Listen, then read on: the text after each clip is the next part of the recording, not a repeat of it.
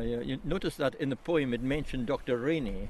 He was the Mackay's Rainey Dún Canna. Rainey, George Rainey was the landlord in Rase, and he mentions him in this list of landlords were clearing people. He was one of the worst of the landlords, probably, Rainey. Well, on the island, he forbid people to marry.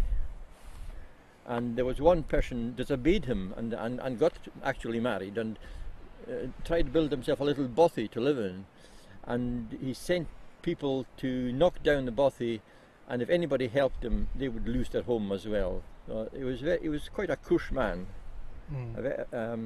And well, what can you say about a man like that? He was a slave owner in Demerara, and that's where they made a lot of their money from. Himself and his brother Gilbert made a lot of money in Demerara on the slave trade. And when slavery was abolished, he got compensation. Much was it? For 1,000 slaves, it came to hundreds of thousands of pounds compensation he got for his slaves. And he bought the land from the chief, the MacLeod of Rase, John MacLeod. He was deeply in debt, and he had to go to, well, didn't have to go, but he went to Tasmania.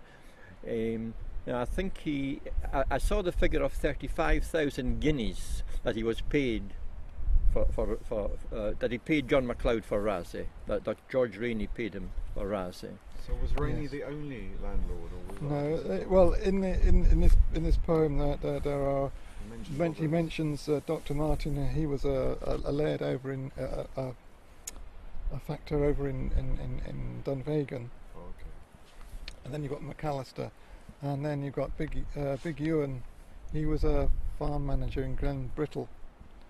For a big sheep farm over in Glen Brittle on Skye, and there was a big sheep farm in Mingonish. That's why that's mentioned in this poem, I think.